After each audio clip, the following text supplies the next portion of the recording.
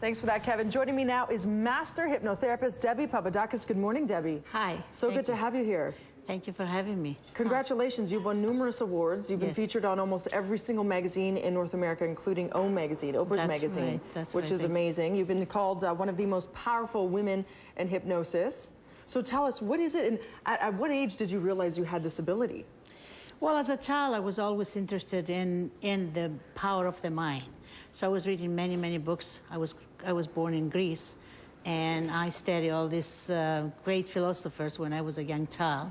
And many years later, when I came to Canada, I was always interested in the mind. Yeah, and you're very successful at it because you're really great at what you do. We'll get into that in a bit, but before we do, what type of state do you need to be in? Because a lot of people, when they think of hypnosis, you see the jokey things where it's like quack, like, you know, a chicken or whatever it is, but you actually use it to help people deal with things like insomnia, stress. Yes, I help people in many areas in their lives, but the state of the mind you have to be is you have to want it to first of all change what you want to change, but also to trust that you can being hypnotized is an okay thing to do. First of all, we're all of us hypnotized 3/4 of the day anyways. Like if you drive in and you arrive at a destination and somebody asks you, how was the traffic? And you say, well, let me see, which road did I take?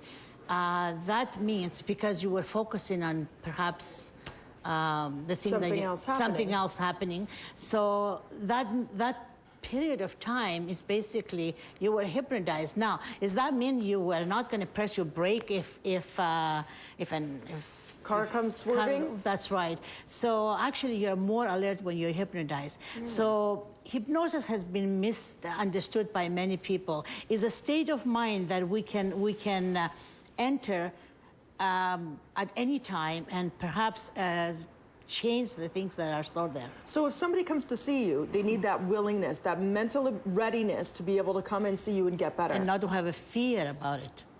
Otherwise it won't work. Well, if you have a fear and you sit there and get stuck with your thinking that I'm afraid, or what is going to do to me, or first of all, let me explain how the mind works in some level so we can understand. Sure. We have 3 parts of the mind. We have the conscious, subconscious, and unconscious. At the conscious level, we have the questions, the analysis, the logic, and the thinking. Okay. And the subconscious has the emotions and feelings, the beliefs, the values, beliefs, anger, sadness, hurt, pain, all that information is stored there. And then we have the unconscious, which is basically the unconscious respond to the information that comes from the conscious and subconscious. So in other words, if we have a thought, which is the conscious, the thought is, I am something negative. The feeling of the subconscious will show up, and then all of a sudden you're going to cry. The cry comes without even thinking. That's at the unconscious part of the level.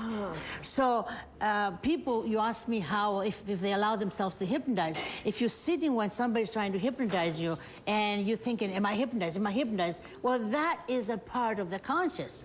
You cannot be hypnotized when you block it. Yeah. Because most times it's because of fear. Okay, so if you go through the treatments, what types of things could we apply? Do we have to go through your treatments in order to better ourselves, or are there tips that we could do at home?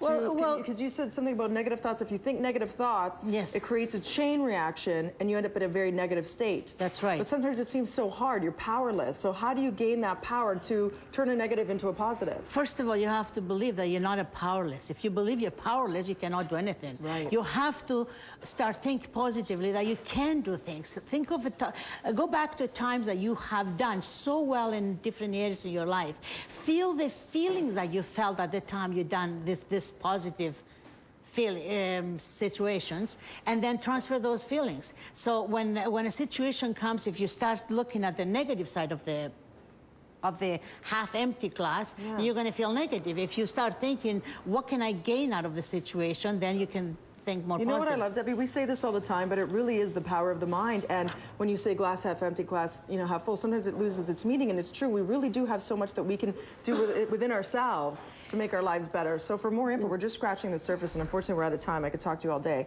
Debbie will actually be holding a workshop tomorrow at the Latvian Center. For more info on that, go to hypno-healing.com or call 1-888-758-3223. Really, really interesting stuff. Thank you so very much. Thank you for having Happy New Year to you. Happy New Year to you Debbie. and everybody else. And to Jennifer, too. We're going to see how Thank you, she's a yes. very positive thinker. Over to Jen at Live Eye. Thank you. Thank you. Oh.